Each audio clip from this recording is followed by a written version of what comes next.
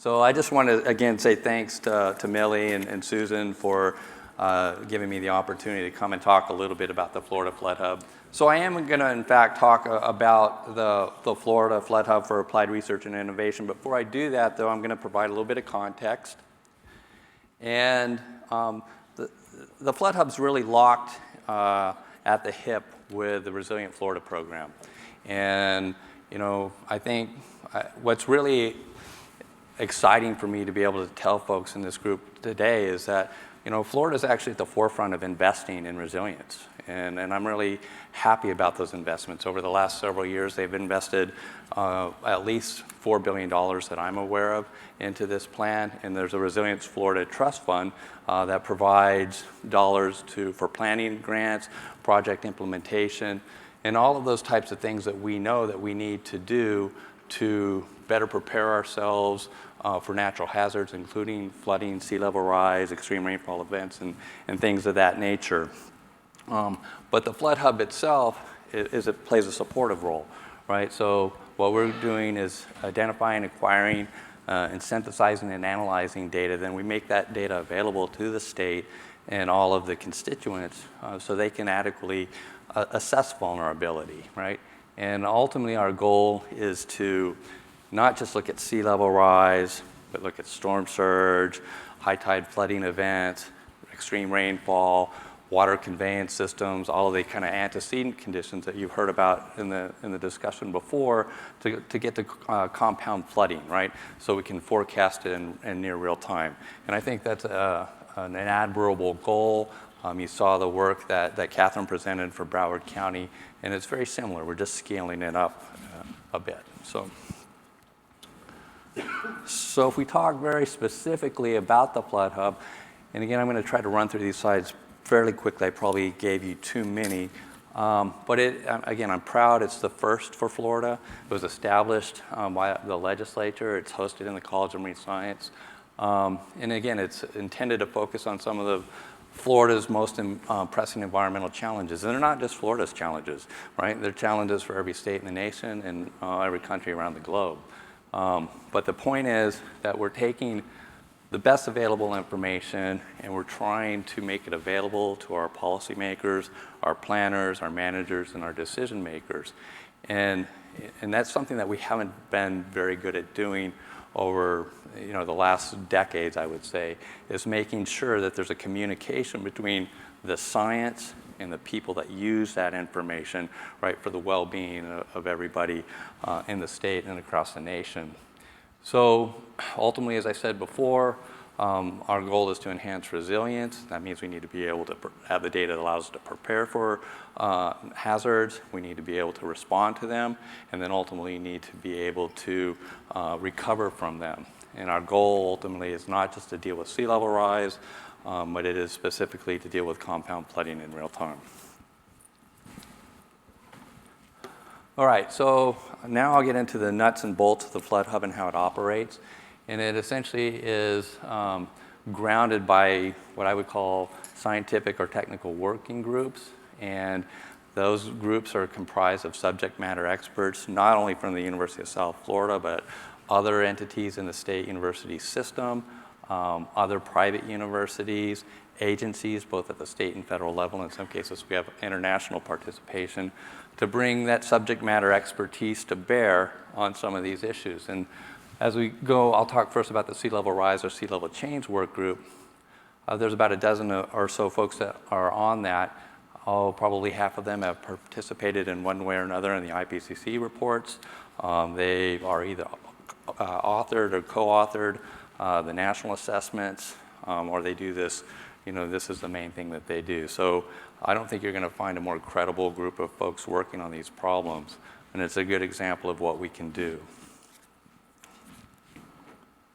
All right, so to speak again about the work, this was the first charge to the Flood Hub, was to develop sea level rise estimates or projections for the state, and so that counties and municipalities and special districts, whoever needed that information, even the state itself, could incorporate that data for a statewide vulnerability assessment.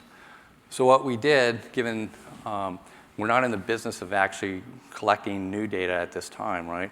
We went and acquired the data that were available, the best available information that the federal task force used both in 2017 and 2022.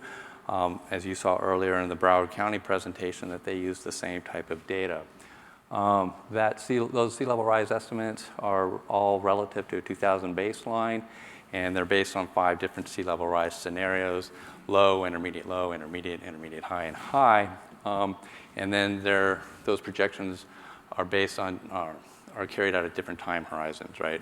What will sea level look like in 2020? What will it look like in 2040, 2070, et cetera? In 2040 and 2070 were specifically identified in the legislation that established the flood hub, so our immediate focus was on those. All right, so why did we feel the need to actually even reanalyze the data? And for 2 reasons. One is that the national level assessment actually, and through no fault of their own, right, they have a different process, but they regionalized the data in a way that essentially divided peninsular Florida right down the middle, right? And so you had a South Atlantic region, and then you had a kind of a Northeast Gulf region. And that's all fine on a regional perspective, except for, I'll show you the next slide, and then I'm going to come back to this maybe. I'm having a problem with green buttons as it is, so I'm not sure I'm going to go back.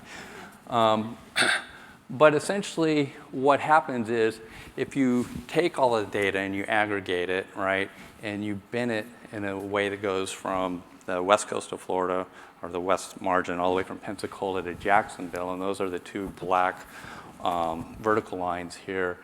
And everything to the left of that is up in the panhandle of the northern Gulf, so that's essentially the Delta region, right? And then as you move up the coast of the Atlantic, north of Jacksonville, you get into South Carolina and Georgia and things of that nature.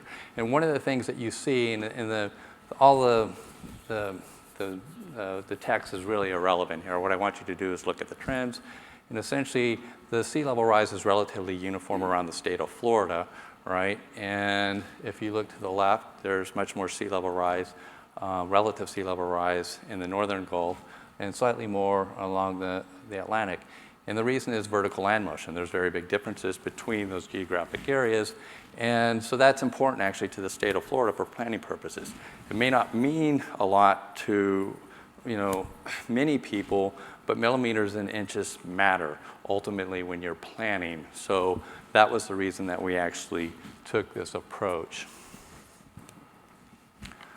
So one of the things that we wanted to do was to, again, project out at the various time horizons what the median sea levels would look like. And so what you see here is running left to right are the sea level rise estimates relative to 2020, or 2000, excuse me, for the low, intermediate low, intermediate high, and high, right? The black dots are essentially the median estimates, and the blue lines are the 17th and 83rd percentiles. And the only important thing about this slide is it's not unique from things that you've seen before. Sea level rise is not linear around the state of Florida, right? It's accelerating, okay? And that's something that we need to pay attention to. All right, so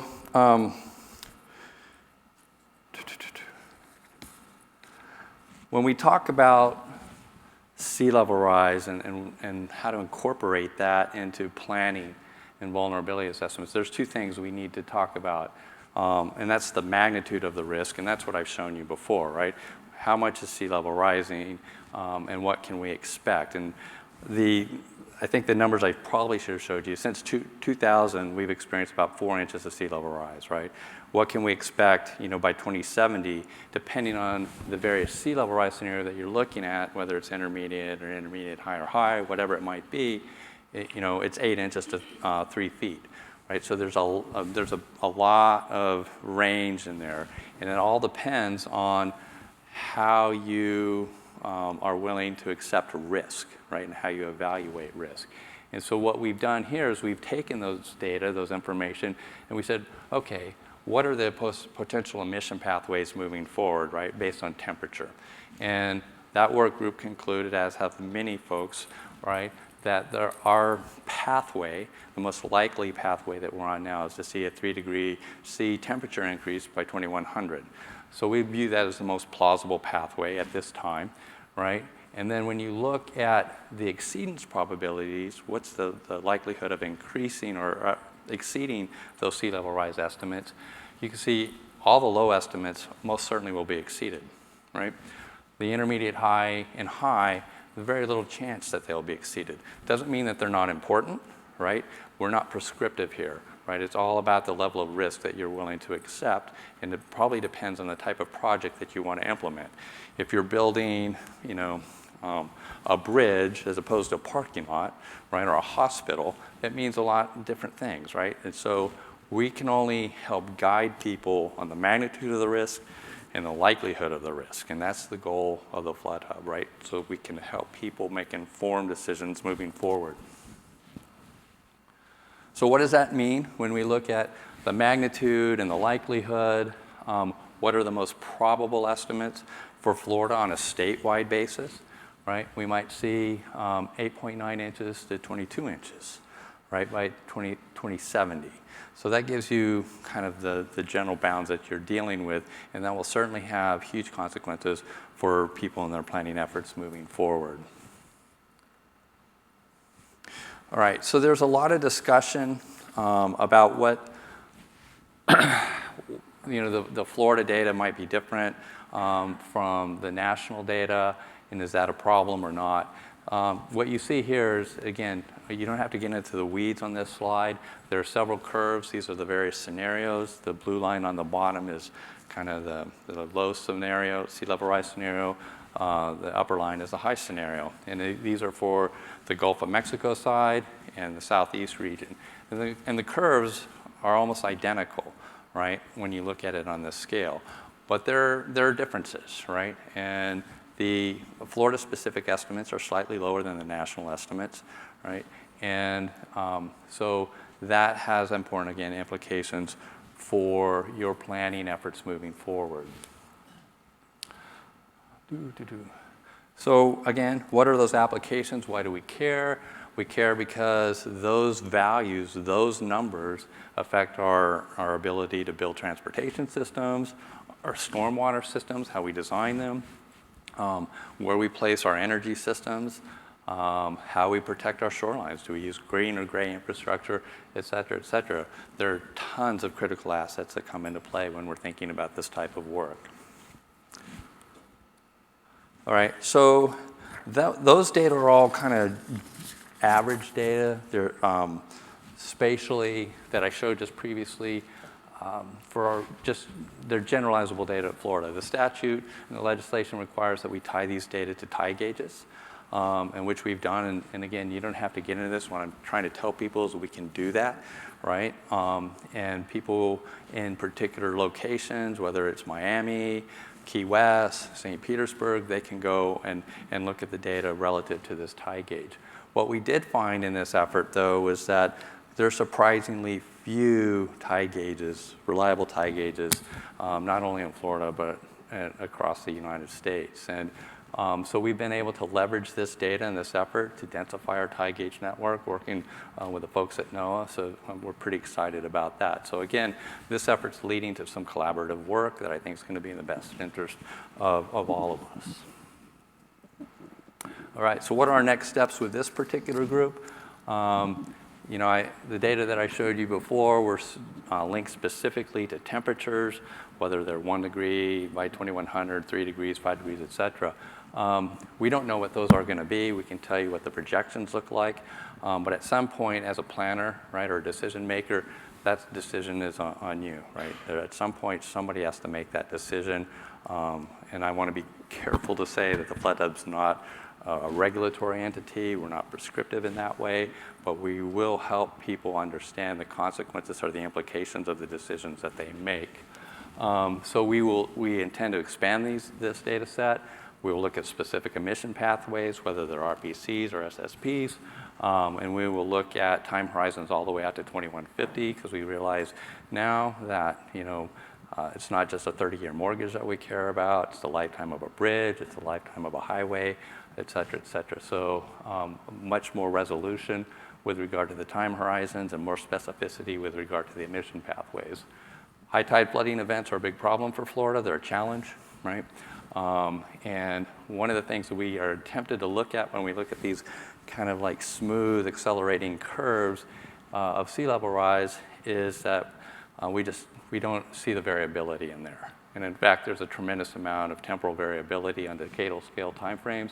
And we want to be able to tell people how that's going to affect high tide flooding events, right? Are they going to have 80 days instead of 8 days? Or by 2030, is that going to slow down? Again, that's pretty important information when you're designing specific projects and thinking about how you're going to build infrastructure. We're also looking more closely at our tide gauge data, trying to complement it with the satellite altimetry data to validate that data so we could get better use out of that and also densify the tide gauge network at the same time. And then we also recognize that regional processes are important, particularly for a peninsular state like Florida. Advective rainfall processes and things of that nature are key. The global models are great, but they don't capture everything, and we are going to need to be able to couple high resolution models and atmospheric models as well as oceanographic models on both sides to capture those rainfall events that are particularly problematic for our state. All right, so that was the first work group. I'll move to the rainfall working group now, and I'm going to try to move as quick as I can through these.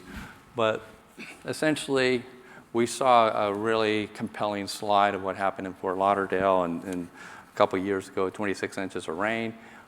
This group was put together very specifically to better understand how the magnitude of those rainfall events might change over time. So we calculate change factors.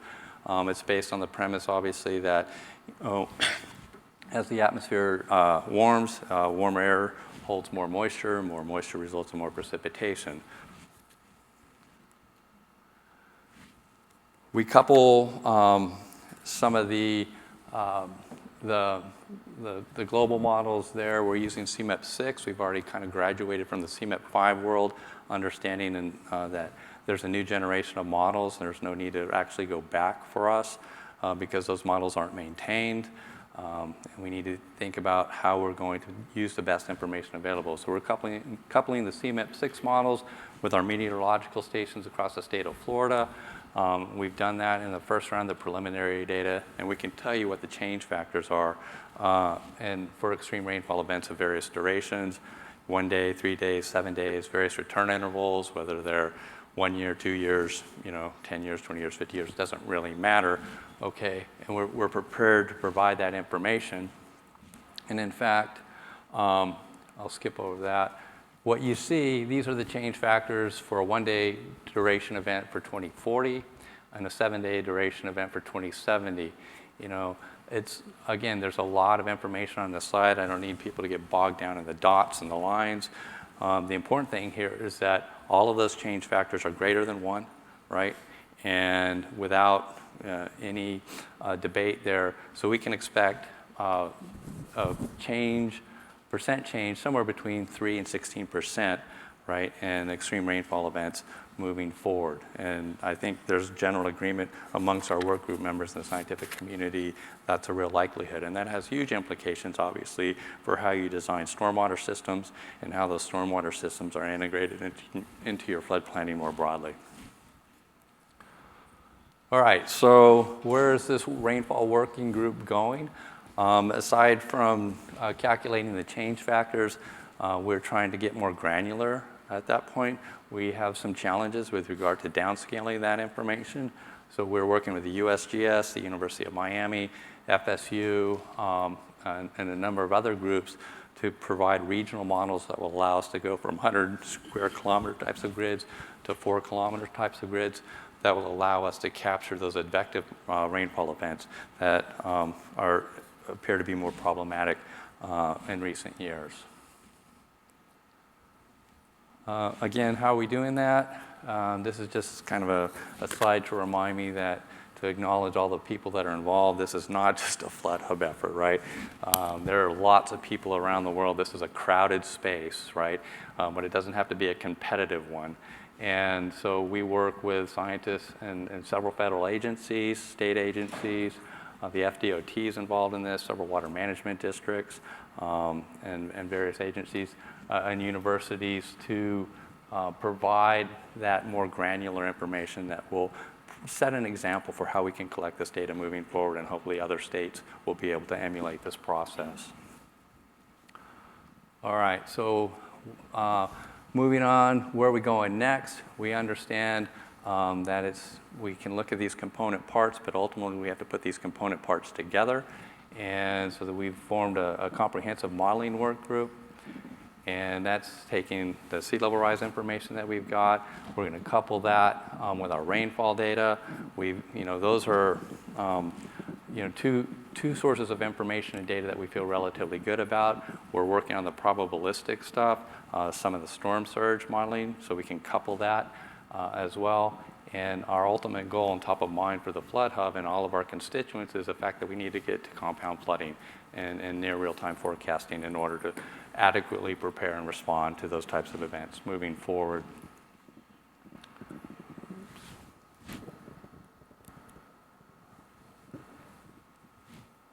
All right, big green button, I gotta remember. All right, a couple of other things to wrap this up. What are some of the other tasks that we have to deal with? There are a lot of data out there, and we've talked about it. There's a lot of modeling efforts. Not everybody's talking to everybody, and so one of the things that we want to be able to do is to identify the various models and data sets that are out there, acquire those data sets when where feasible, put them in a repository, and make them accessible, right? I am a big fan of open data. People need to be sharing that data, and they can use it for whatever purpose that they want. We just want to make sure that it's credible data, right? So we're doing that.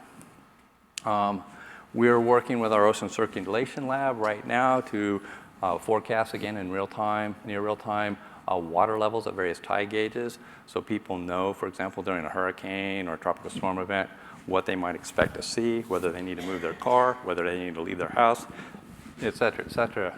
And those types of models are supported by our circulation models, right? And again, these are models that are operating in near real time, and what they allow us to do is to forecast and predict with much more granularity where storm surge and the magnitude of that storm surge might be. So, but ultimately we'll use these models as well. We'll couple them with the H&H models, or the hydrologic and hydrographic models, and some of the other rainfall work in order to figure out where in fact we're going to have the most flooding problems. So pretty excited about the advancements and the developments on that front. And then we're also working with our Center for Ocean Mapping and Technology. Vic did a nice job talking about the work that they're doing up at Lamont. I would agree wholeheartedly that we do not know enough about what's going on in the ocean bottom, but more importantly, we can't just map it once, right? You have a storm event or some type of a disturbance event, it changes, and when it changes the trajectory of storms and the storm surge that's associated with it. So we are exploring and providing new methods and technologies to get more refined maps. And then ultimately we're able to convince folks that all of this information actually needs to be visualized. And needs to be shared with folks. We're in the middle now of establishing a data visualization center that will allow us to invite and bring in to the center essentially policymakers, planners, et cetera, so we can work through these simulation exercises so they can get a real bird's eye view of what's likely to happen under various conditions. So I think with that slide, I am going to wrap it up, and I try to keep this on time, sir.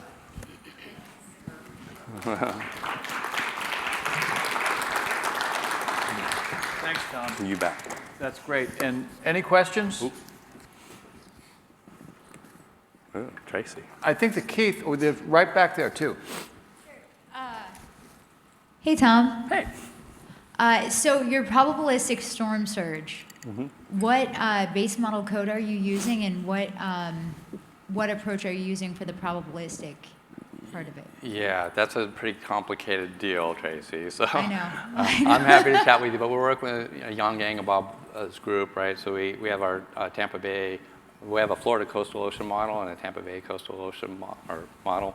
And so that's not getting exactly to your answer, but I'll talk to you after the fact. Was there another one back there?